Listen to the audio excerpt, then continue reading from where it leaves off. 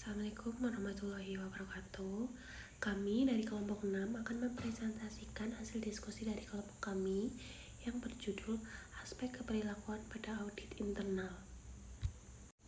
Yang beranggotakan saya, Zenifal Fatima dengan PM 0023, Diala Anissa Fitri dengan PM 0012, Aditya Prabowo dengan NPM 0016, Suci Rahmawati dengan NPM 0039, dan Devi Eka Saputri dengan NPM 0040.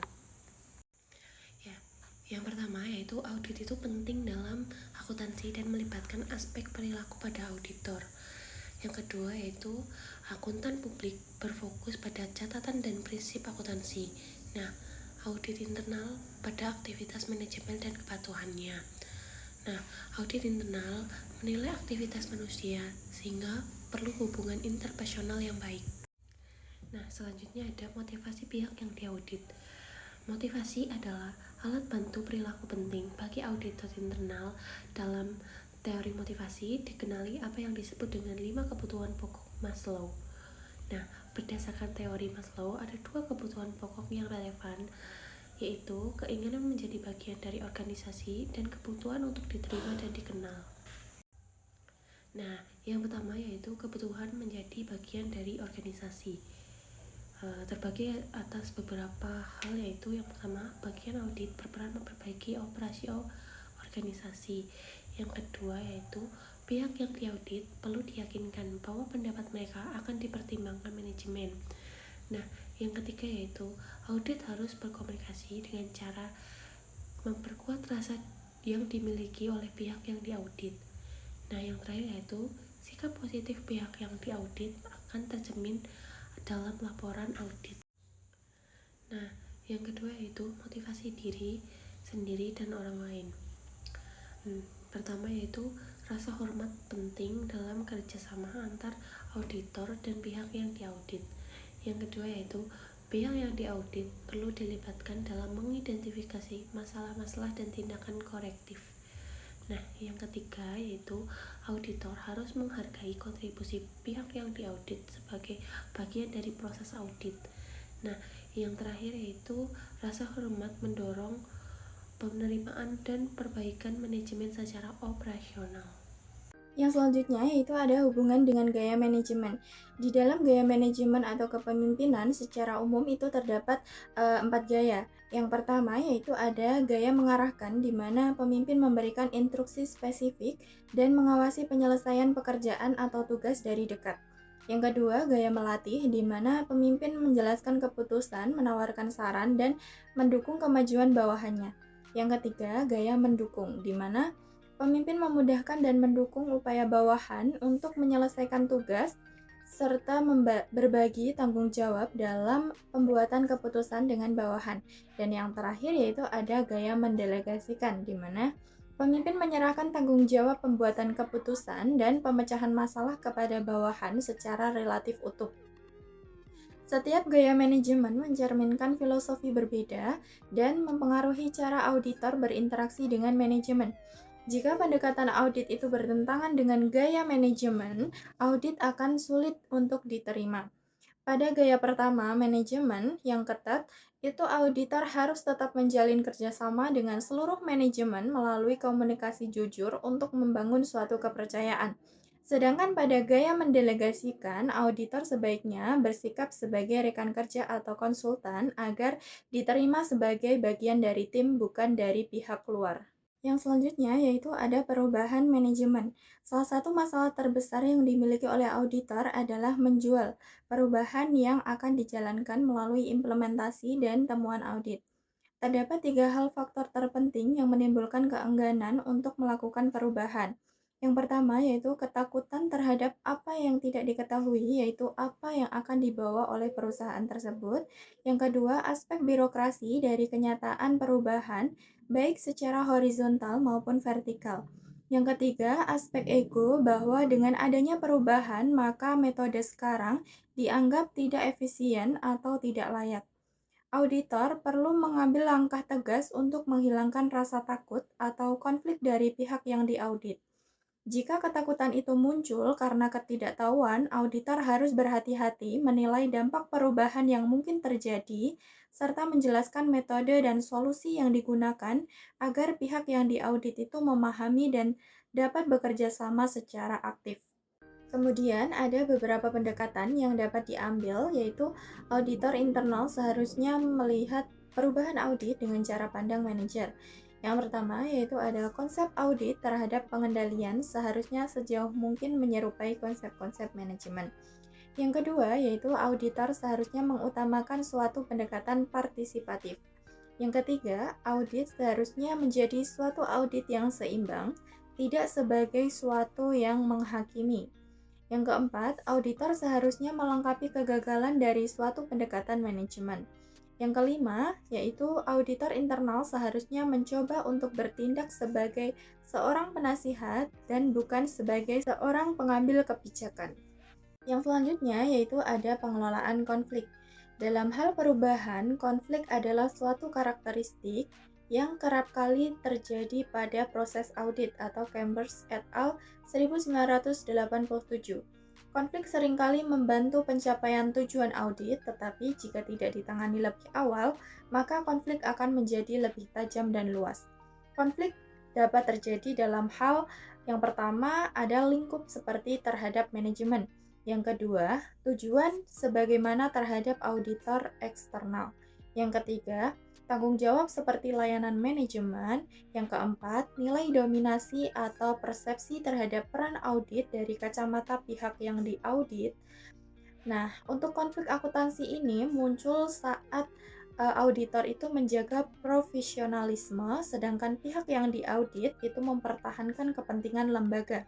Dalam birokrasi, hal ini sering memicu benturan nilai dan kepentingan. Selanjutnya pengelolaan konflik. Aranya dan Ferris tahun 1984 telah melakukan survei terhadap 800 orang auditor dengan kesimpulan sebagai berikut. Yang pertama, konflik yang terjadi pada organisasi profesi akuntan lebih tinggi dibandingkan dengan konflik yang terjadi pada akuntan yang bekerja di lingkungan organisasi bisnis bukan profesi. Yang kedua, dalam organisasi profesional, tingkat konflik yang diterima berbanding terbalik dengan posisi individu dalam suatu birokrasi. Nah, yang ketiga atau yang terakhir, persepsi konflik berhubungan secara negatif dengan kepuasan kerja dan berhubungan secara positif dengan kecenderungan untuk berpindah kerja. Terdapat 4 metode khusus yang secara umum digunakan untuk menyelesaikan konflik. Yang pertama, arbitrasi. Yang kedua, mediasi. Yang ketiga, kompromi. Dan yang terakhir, secara langsung. Nah, dari metode keempat ini, metode yang terbaik dan paling sering digunakan dalam pendekatan keperlakuan adalah metode kompromi. Nah, apabila perbedaan masih dapat dikompromikan. Selanjutnya, masalah-masalah hubungan. Nah, daftar konsep yang akan membantu untuk memperlakukan orang dengan lebih baik meliputi: yang pertama, terdapat variasi umum dalam kemampuan dan sifat-sifat dasar individu. Yang kedua, pengaruh terbesar terhadap perasaan-perasaan dan emosi seharusnya juga dipertimbangkan. Nah, yang ketiga, persepsi yang seharusnya dipertimbangkan. Dan keempat, ukuran kelompok pihak yang diaudit dapat berpengaruh pada hubungan. Dan yang terakhir yaitu pengaruh dari berbagai situasi operasional sebagai suatu variasi akhir. Selanjutnya, karakteristik umum individu. Pengaruh terbesar terhadap perasaan-perasaan dan emosi seharusnya juga dipertimbangkan. Nah, yang pertama ada menjadi produktif. Yang kedua, mempunyai dorongan ke arah dedikasi terhadap suatu usaha yang dianggap penting. Yang ketiga, mempunyai keinginan untuk melayani dan memberikan bantuan kepada individu lain. Yang keempat, bebas untuk memilih guna mendapatkan independensi. Dan yang terakhir yaitu memiliki sifat yang adil dan jujur. Selanjutnya yaitu kesadaran pada diri sendiri.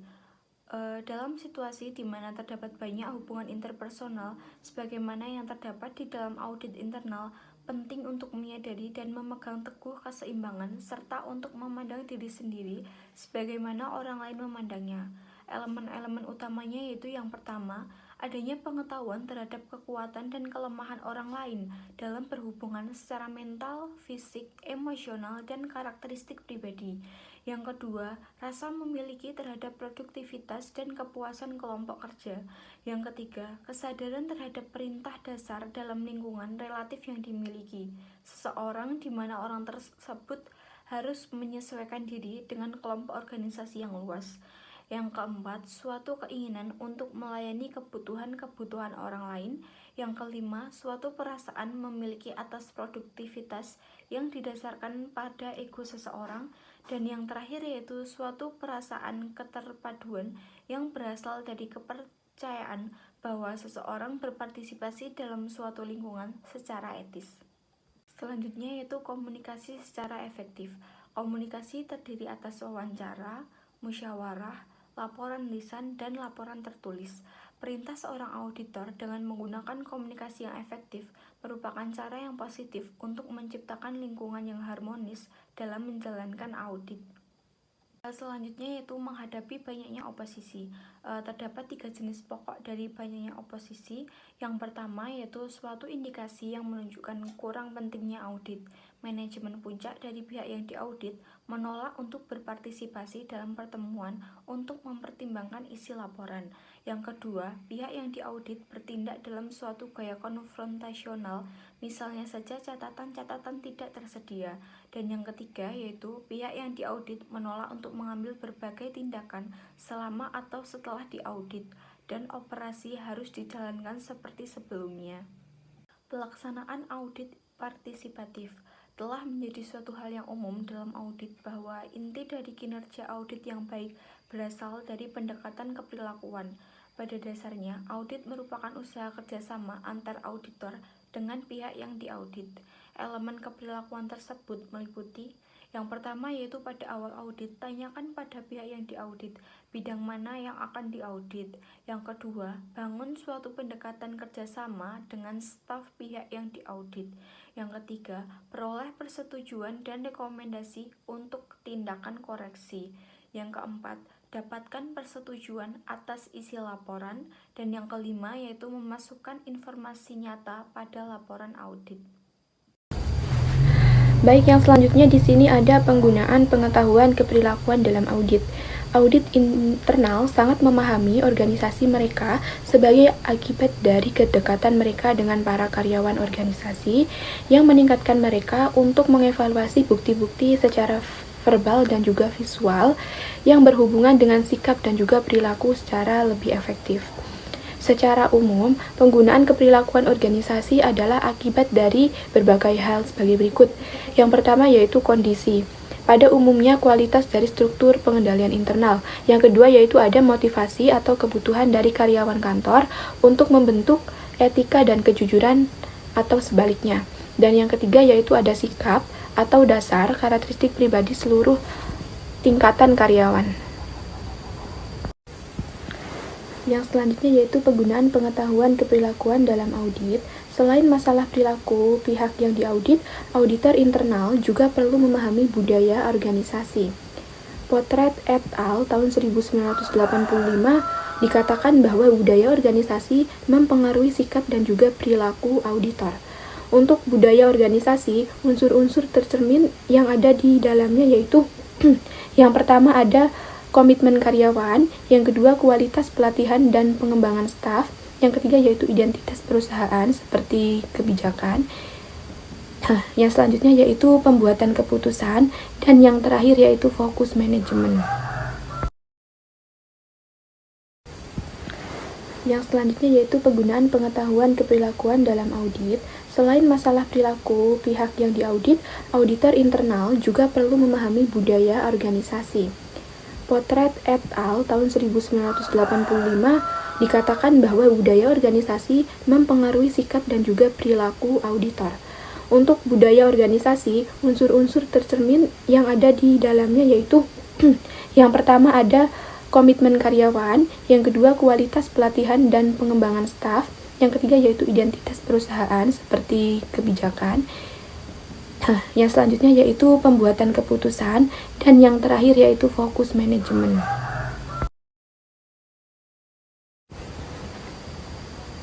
Baik, yang terakhir yaitu ada kesimpulan, aspek keperilakuan memegang peranan penting dalam pelaksanaan audit internal, karena audit tidak hanya berfokus pada sistem dan juga data, tapi juga melibatkan manusia dengan perilaku, motivasi, dinamika hubungan independensinya.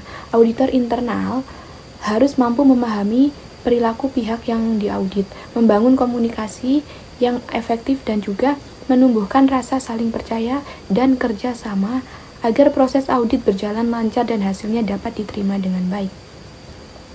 Motivasi, gaya manajemen, pengelolaan konflik, dan kesadaran diri menjadi faktor penentu keberhasilan audit internal. Auditor perlu menerapkan pendekatan partisipasi yang menekankan kerjasama, bukan konfrontasi, dengan memahami budaya rekomendasi yang lebih tepat dapat diterima oleh manajemen. Secara keseluruhan, pemahaman terhadap aspek keperilakuan membantu auditor internal meningkatkan efektivitas audit, memperkuat pengendalian internal, dan juga berkontribusi terhadap perbaikan keberlanjutan dalam organisasi. Sekian presentasi dari kelompok kami, kurang lebihnya kami mohon maaf. Semoga paparan yang diberikan dapat bermanfaat. Wassalamualaikum warahmatullahi wabarakatuh.